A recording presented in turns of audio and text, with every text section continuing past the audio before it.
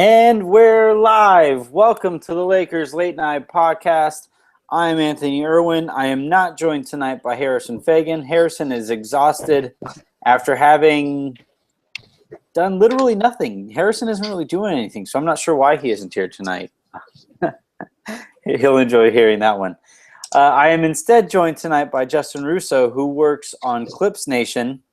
He was managing the Twitterverses for that tonight, I believe, right? And pissing off everybody in the process. It was a mission. It was a good night. It was a good night. I did my job. The Lakers lose their 9th straight this season and 9th straight to the Clippers. I believe they have a similar streak going against the Sacramento Kings, two franchises that they literally owned. They had the deed to their offices of those franchises over the most recent history. And here we are. We are in the depths of Lakers fandom. This is the Lakers. This is being a Lakers fan right now.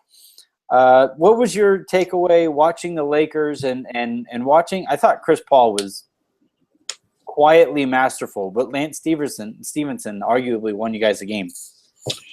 Yeah, it's really weird watching Chris Paul sometimes because it's not like he's not just gonna pour in a ton of points, you know. Mm-hmm.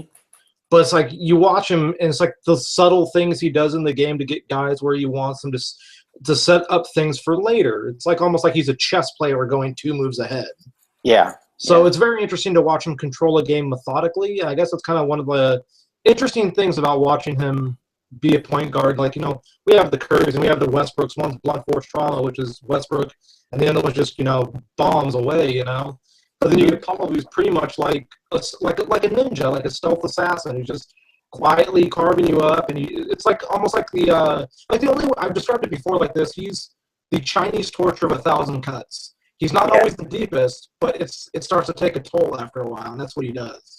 Well, he's so good at getting to his spots. That's what I always take away from Paul, is that anytime if he wants a certain angle on a pass or a certain angle on a shot or what I think takes a little better trained eye to see, but what he's absolutely phenomenal at is putting himself in a situation where in the next 2 passes, either off of his or off of the pass off of his pass, is going to be a great shot. And that's a legitimate skill, is getting to that spot and knowing that, all right, this is how the defense has to react, and I'm going to make them react as such by getting here. It's really, for me, I mean, I'm a former point guard. For me, it's so much fun to watch him play. It's like it's like watching a painter, you know, just go out there and all right, and a painter's only given so many strokes, and he uses every single one of them masterfully. Right, he's like I've started to run out, like with Blake Griffin too on the court. Like I've started to run out of words for them because there's some stuff that they do that only they can do, you know. Mm-hmm.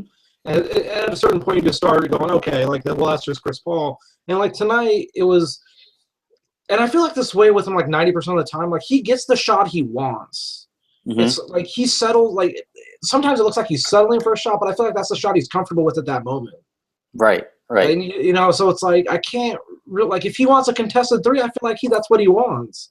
Whereas he knows he can get a wide open, you know, elbow mid-range jumper whenever he wants it, just because, well, it's Chris Paul. Mm-hmm. You know, and so that's how I view him tonight. But I do agree with your assessment. I think Lance Stevenson won the Clippers the game. Yeah. Well, one last thing I wanted to say about Paul is that on those possessions where it feels like he's just taking the easy way out or taking that shot or whatever, he's not doing that because he's just taking the easy way out on that possession. He's literally doing it to set you up that, yeah, you have to honor this shot next time we have the ball here. He thinks about the game 3 sets in advance, and like he's cerebral. Yeah, it's so much fun to watch him play. And you're right. Like he'll take a contested mid-range jumper, like, okay, that's the shot I wanted to get. But then when you're trying to push him into that contested mid-range jumper, next thing you know, he's hooking you and getting a layup, and you're like, okay, well, now I got to watch for the layup. And then you're giving him like an uncontested step back mid-range elbow jumper, and you're like, all right, like, what do I do? Yeah. You know, so it's the subtle nuances in the game that I think makes Chris Paul so good, and that's why he still is a top point guard, even on the older side of 30 now. Like he's crossed the 30-year-old threshold. So, it's supposed to be his decline. But as we've seen when Blake Griffin went down, he can still be Chris Paul when he wants to be Chris Paul. I think his game will age well. Like the guys who I worry about their game not aging very well are the guys who just super freak athletes that, that's how they get their shot all the time, right? Like Russell Westbrook, who is somebody who I'm slightly concerned about aging because he's such a freak. I don't see the same kind of thing happening with Paul. Yeah, Westbrook's thing is also he's never been a good shooter. Mm-hmm. So it's like, what is this, year 7 for him now? 7 or 8? So it's like he is who he is, and he's one of the worst three-point shooters of all time, and he's not going to suddenly turn into a good one. Mm-hmm. So it's like when his athleticism declines, which probably obviously won't be for a few more years, but when he's like 31, 32, and his athleticism starts to wane, who knows what you're getting. So I agree. I can see that. Like Chris Paul at 31, 32 is going to be more productive than probably 99% of the point guards in the NBA. So, yeah, it's like, in the baseball equivalent is Zach Greinke next year, or as Zach Greinke. Honestly, there's a lot of similarities now that I think about it between Zach Greinke and Chris Paul. That's a fun comparison to make for baseball guys listening right now. Honestly, the game to me doesn't really matter much. The final score, 105-93. Julius Randle played pretty well, really well, 23 points, 14 rebounds. Chris Paul, 27.7 assists. All that good stuff, blah, blah, blah, blah, blah, blah, blah. Honestly, at this point, all the games are just kind of morphing into this ginormous pile of Byron. I know. Crap. Did I say Byron? Freudian slip. But what I did find interesting tonight, and what was kind of all over Twitter as it was happening, was the Clippers announcers, Ralph Lawler, Don McLean, Mike Smith, were ripping into Byron something fierce. And for me, it gets frustrating sometimes watching Lakers telecast because you have Time Warner who's actual partners with the Lakers, and the Lakers are historically sensitive, right? So if any kind of criticism starts occurring, you can imagine whoever's lobbing that criticism at people they don't want criticized hears about it soon thereafter. The Clippers guys didn't have to worry about that today, and they made some really good points that have all been made before, but it was just something different hearing it come during a game like that. Yeah, it's really different, like, because fans, they can say it, because, well, that's just what fans do. But when you hear another, announced team from basically, I'm not going to call them right, they're not rivals, but basically, okay, so the other announced team in the same building, okay? Mm-hmm. Basically you can call them as close to rivals as you're going to get without being rivals. Yeah, okay, so all right, that's fair. So pseudo-rivals, I guess. And, yeah, that's good. So when they call into question a head coach's thought process and I guess to a lesser degree competence, it's really telling.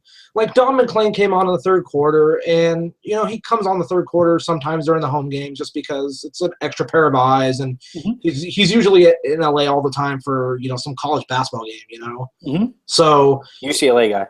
Yeah, so it's really interesting to hear, like what he said was true. Like they're 9-37. I think he said they're 9-37, and it's like, at what point do you just hand the keys over and say, just go for it?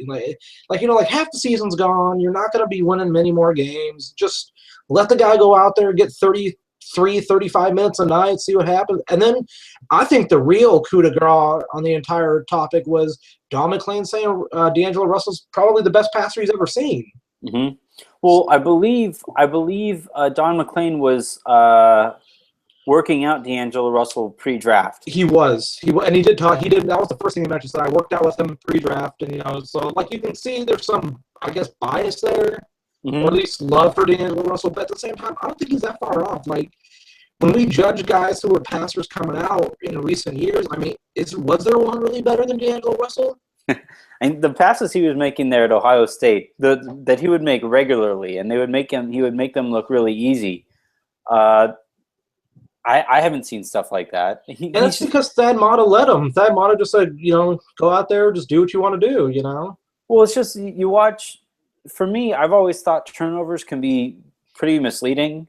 Where sometimes you see guys like Rondo atop the turnovers list. LeBron James is always up at the top of the turnovers list.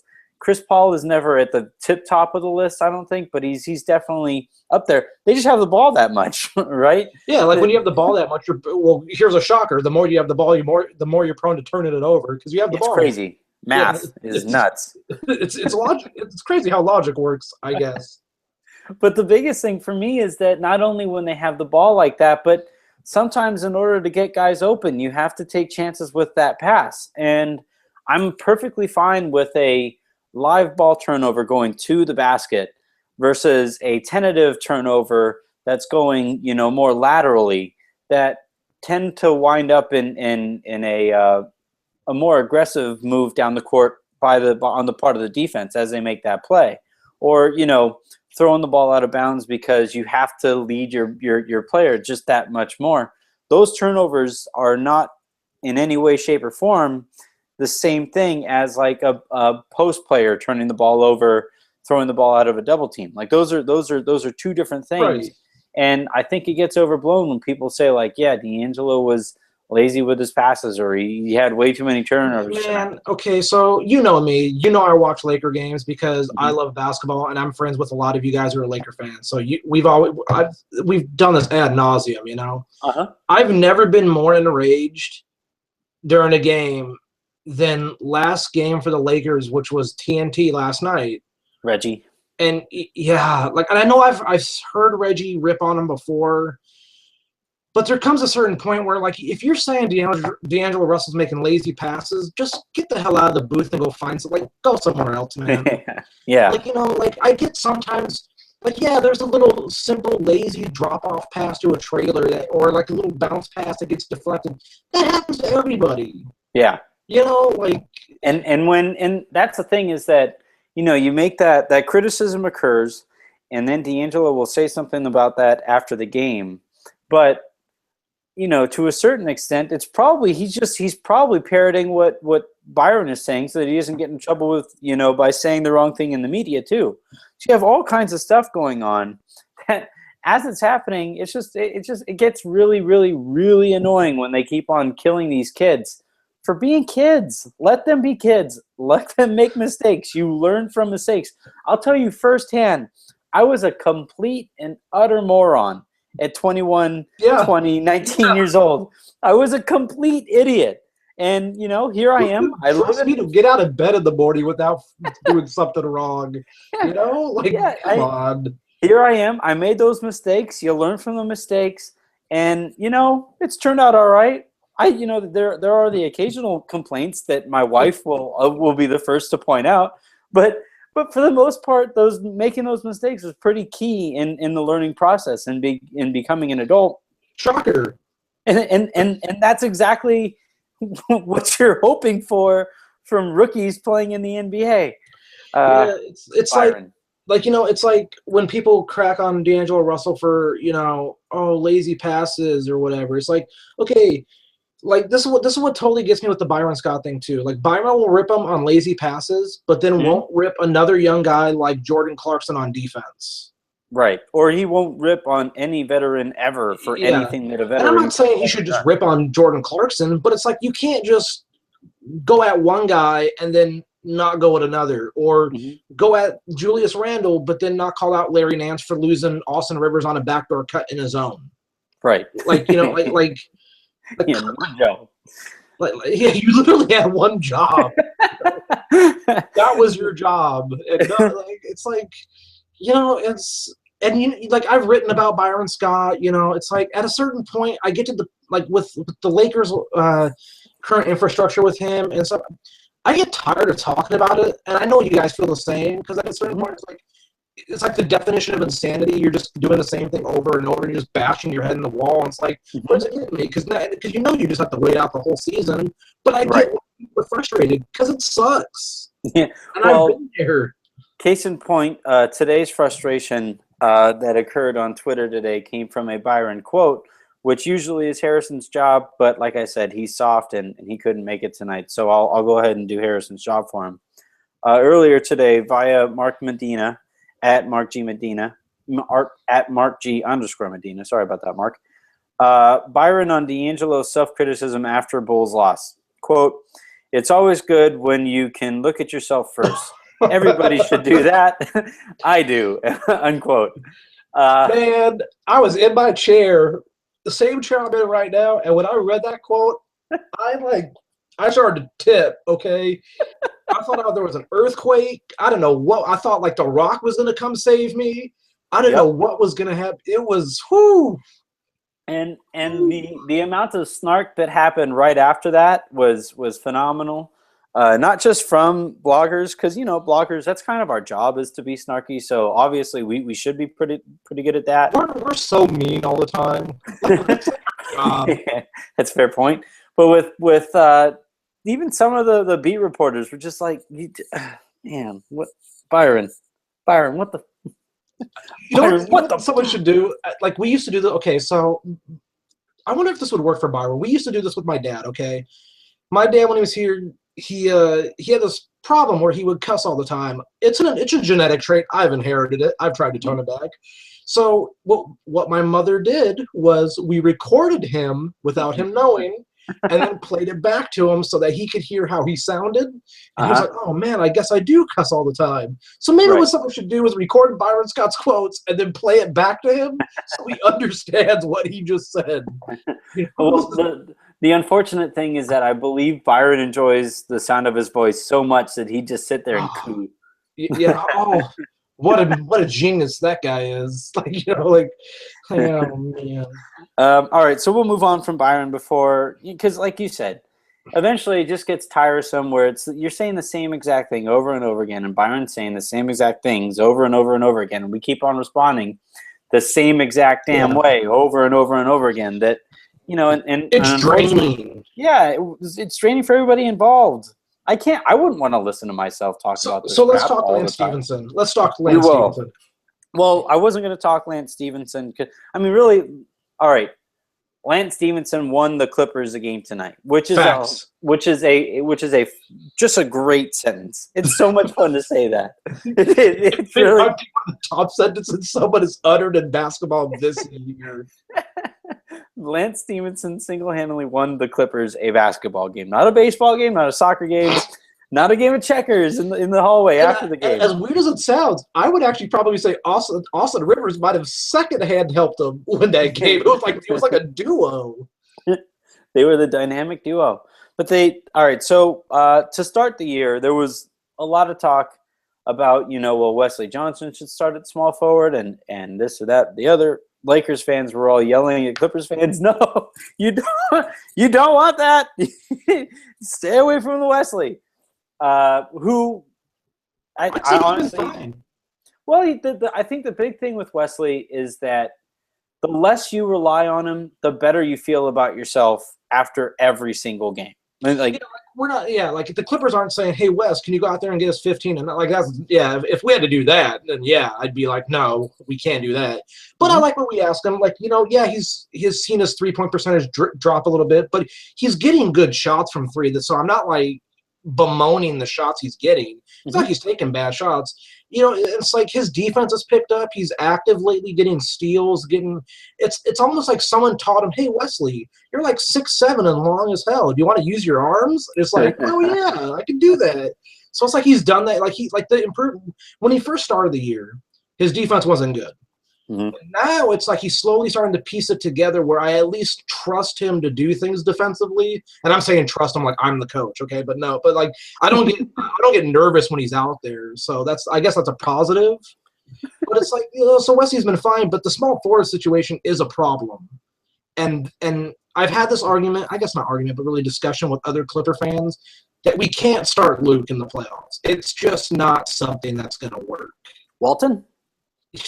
I actually think that would be an offensive upgrade, even at this stage.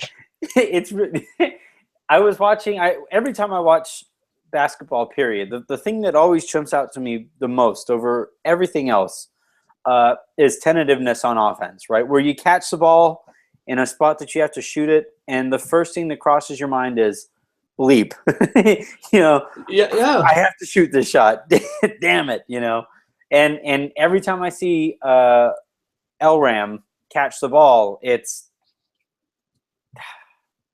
and by that time they close out on him and it doesn't go very well. And for a team like the Clippers that is so reliant upon spacing to make those pick and rolls work so that DeAndre Jordan can get to the basket with as little interference as possible, that completely changes your game.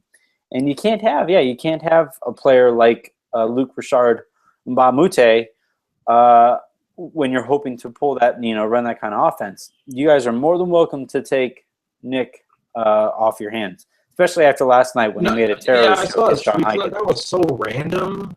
Yeah, it was weird. But going back to Luke for a minute, it's really concerning when since Blake Griffin went out. Okay, so December 26th is the first game we played without Blake Griffin. Mm-hmm. He's played, I think, now close to 500 minutes, and I think he's only taken 6 threes. And I know we're kind of playing him as a power forward because Pierce is in there as basically the small forward, but they just switch off on defense. But man, are you kidding me? 6 threes? I don't even care if you're he's 1 of 6. I don't even care that you're missing him. He's 1 of 6. He's taken I'm not even kidding. In 2016, just in this month alone, he's taken 3. Oh. 3. Oh man! In today's era, he's providing great defense, and it's yeah, he's very good defensively. But here's my ultimate problem with him in the playoffs. So if he's a defensive lockdown defender that we need or something, right? Which people said we needed for a while, but the problem is he has no offense. But here's the issue of the real situation is. In the playoffs, stars are going to play more. So you're going to have to play – he has to guard Durant or Kawhi for about 30 to 35 minutes a night, probably because he's going to have to guard them. Because if you don't trust anybody else, you have to guard them with them, with Luke. So it's that's a win for the other team because then that's 35 minutes they don't have to worry about someone else. Playing 5-on-4. Yeah, and actually in some cases, probably 3-on-5 because – DJ's going to get swallowed in the paint, so it's basically a lot of Blake Griffin. Yeah, so it's going to be a lot of Blake Griffin mid-range jumpers, a lot of Chris Paul mid-range jumper, and the defense just going to key on JJ for 3, so who knows what you're getting. It's very tough, and that's why I think the game by Lance tonight, now look, I'm not expecting Lance to go 6 or 7 or whatever he did every night, but if he can hit maybe 1 3 every 2 games or something, it's not going to be a killer, so – and he was fine. That's the one misconception that's bothered me all season. When Lance Stevenson was with the core 4, so it was Lance at small forward with the other 4 guys, that lineup was good. That's the lineup I always envisioned for the Clippers this year. It made the most sense. And my reason being is that with Lance, he needs to be on the court with other players who are better than him and have higher gravitas. That have the cojones to tell him, Lance, don't be an effing moron out here. We can't. And when he doesn't have the leash to be a complete moron, he becomes a productive player, and that's what he was tonight. Where all you're doing is Lance, create a couple shots for yourself, make a couple plays, and he changed the game. The Lakers were in the game for a while. Lance came in. Like Miley Cyrus on her wrecking ball, and boy, that's an image. And thanks for that. And honestly, ended the game, in many ways. Yeah, and I don't want to harp back too far, but that first game we played against Golden State was in Golden State, and we were up midway through this, through the fourth quarter by I think 9. That's the one thing people forget about us in Golden State is. The first game against Golden State, we're up by about 9 with about 6 minutes to go. The second game, we're up by about 10 with about 6 minutes to go. We had leads in those games. We just obviously couldn't hold them, which is not a shock, but, it happens. And the bench doesn't help. Yeah, the bench does not help. But that's the thing is in that first game, Lance Stevenson and the core 4 net rating was plus 20. Okay, and they only played 15 minutes. It's you can't just – you have to stick with them. Let them work it out. And obviously with Blake being out, he's not going to get run with Blake much when Blake comes – I don't even know when he's coming back because he might not even be back until, I think they said, the first week of April. Yeah, it's not looking good. Which is, gives them maybe a week and a half to prepare, which is whatever. But he got a little testy with Matthias, that's for sure. Yeah, that's a story, man. All right, so before we have a couple minutes here to go, and before we go, I wanted to talk a little bit about the Clippers and Lakers futures. We were going to talk about b-ball reasons, but honestly, I want to talk about that when we have a little bit more time and actually a couple more voices. That'd be a fun conversation to have. So we'll pass that along to the next show. And one thing that I wanted to talk about with the Clippers and the Lakers both is that in both cases it seems like they've had this one glaring hole in their organization. Whether for the Clippers it's been on the basketball court, for the Lakers it's been on the sidelines. That for some reason the front office hasn't been able to fix. For the Clippers, I don't know how you guys have gone so long with JJ and Chris Paul and DeAndre Jordan and Blake Griffin and haven't been able to find that 3-and-D small forward who you can just put there for 25, 30 minutes and feel okay. And it's hilarious when you think about it because this is the four straight years that we've had a different starting small forward on opening day. Right. 4 years ago was none of them Caron have come Butler. close. Yeah, it was Caron Butler. Then it was Jared Dudley. Mm-hmm. Then it was Matt Barnes. Like, people forget Jared Dudley started over Matt Barnes because Matt Barnes was injured. Yep. Then went Matt Barnes, and then it was Lance Stevenson. And next year, I don't know. I don't know. I mean, I don't think anybody knows. So well, if they don't, I don't think if they don't get past the second round this year, I can't imagine that core three being back. Well, it's just too much has gone wrong. I think that, see, in my own mind, I like to think of them kind of like Oklahoma City, which is those three guys, and even if you want to count JJ Redick, which is fine because he's been through it too, is they've been through so much together, and I don't know how much of it is they just can't win and how much of it is they're just in a Western Conference where the top two teams are just so historically great. Mm-hmm. And I know we can sit there and say the Clippers, choked last year in Game 6, which is fine. I really don't care. But, basically they were a quarter away. Mm-hmm. And then everything happened. It's like, just like the year before Game 5 against Oklahoma City. They had the game and they did. Like, it's just the way it goes. Like, we see, it's just, if it's not one thing with them, it's the other. Right. And that's the thing is that I guess the issue that I have with the Clippers core, or if not the Clippers core, how they've built around said core, is that it's been such a small margin for error, right? And because they have such a small margin for error, that those little things happen, and then there you go, there goes that opportunity. I'm a Vikings fan, and because of the style of football that they played this year, they lost a bunch of games that they should have won because they were so vanilla on offense that's just, you make a mistake and all of a sudden the team is right back, if not beating you in that game that you pretty much dominated. Any Vikings fan out there listening right now is nodding glumly about how that Seattle Seahawks game went. They were dominating that game, but because, Peterson turns the ball over once and Blair Walsh misses a gimme of a kick, and because they played so conservatively, that's how that goes. And with the Clippers, all it takes is, those couple things to go wrong because of how poorly they've built around the core, that I don't know if I would ever feel that comfortable with how the team has been put together. Right, and it's funny because 2 seasons ago, when they lost to Oklahoma City, mm-hmm. I think that was their best chance because on the bench they had Darren Collison, who you could rely on to play with Chris Paul. They had Jared Dudley, who he should have never been traded. He was just injured that whole year. But Matt Barnes was fine that year, and even last year Matt Barnes was fine.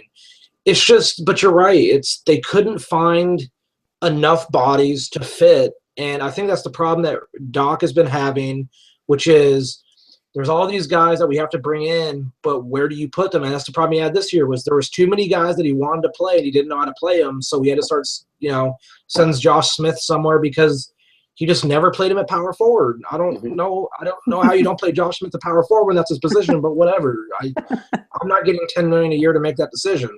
Yep. So And then I'd be remiss not to talk about. We already talked about the one thing that the Lakers have had to fix the last couple of years, and it's been Byron, but that isn't going anywhere. I guess of the two franchises, we'll give them a decade. If you had to put a considerable amount of money, if not your life, on one of the two franchises winning a title over the next 10 years, who would you more comfortably bet on? oh man, my life. I was gonna, as much Can as I walk away? Can I not have a gambling problem? can I not be Charles Barkley? I'm gonna hate saying, but I'll say the Lakers, and the reason I'll say the Lakers is because right now there are historically great teams, and if you in the next 6 to 8 years, what historically great teams might there be? Like we don't know, so like The Timberwolves. yeah, Carl Towns by himself, I don't know. I always bank on the longer term issue than the short term, just because at least with the longer term, like guys like Curry will be on the decline by then. Guys like Duncan will probably be retired in 10 years. We think finally, He might so just be a damn alien. he really, man. I'm going to retire from podcasting before Tim Duncan retires from basketball. You cannot prove to me that he is not the Roswell alien, okay? He probably crashed here and out in North Carolina and then was like, I'm just going to go to Wake Forest. No one will know. Hey, if you're going to go quietly, in college, that's where you got to go is go Wake. You get by. And then you're going to go to San Antonio and he's a damn alien. And it was funny because he never started playing basketball until a hurricane damaged his swimming complex. So he was getting used to our earth and our system and our habitat. He was coming for us, and then he found basketball. He was scouting. I guess ball is life. If I had to make that same bet, I would agree that I would bet on the Lakers, and I'm gonna hate myself for saying this, but I'm gonna bet on the Lakers because they've done it before. They haven't done a full blown rebuild like this. This has never happened. They've obviously never been this bad, but this is the same franchise that has figured stuff out before, so long as the Buss siblings aren't complete idiots, which that's still a tough bet to make. And then again, that, like you say, I just don't know if there's anything the Clippers can do within the realm of reality to get better than either the San Antonio Spurs or the Golden State Warriors. Yeah, I'm pretty much resigned to the fact that either something would have to go wrong. You're basically the New York Knicks of while Jordan was playing. Yeah, that's the thing, and that's the funny thing with the Thunder too is there's these two teams in the West who, if they were not in the West and if they were in the East, they'd easily be the two best teams. Yes, even better than Cleveland. Cleveland's whatever to me. All right, yeah. But it is what it is. It's they're just there, and it's not fair. I mean, it's not fair, but at the same time, there's nothing you can do. It's they've won 56, 57 games the last couple of years. The Clippers. It's and they've never been the 2 seed. Welcome to the West. Yep. It's just how it is. Yep. So, yeah. And plus the Randall Russell factor in terms of youth, and if they get that other draft pick this year. So if you're banking on something in the next 10 years, it'll be those 3 guys. If there are 3 guys, it'll be those 3 guys gelling together for a couple of years and then going from there. Mm-hmm. Yeah, and either way, I would not feel very comfortable at all betting my life on either team over the next decade. No, I would just sit there and be like, can we talk another sport? Exactly. All right, so that does it for tonight's Lakers Late Night Show. This was a lot of fun. The Lakers, again, go down 105-93. to the Clippers. Ninth straight loss overall for the Lakers. Ninth straight against the Clippers. And the next game they play is on Sunday. They play the Bulls at 12:30. So maybe we'll see you then. We'll probably see you then. Why not? What else is going on? Thank you very much, Justin, for joining us tonight. And, yeah, best of luck with everything going on. Justin is writing for Clips Nation, But the Game is On, and then also with me over at Dodgers Nation, doing a lot of great work all over the damn place. So follow him at Fly I'm tired. I'm tired, you know. I'm hurt, dog.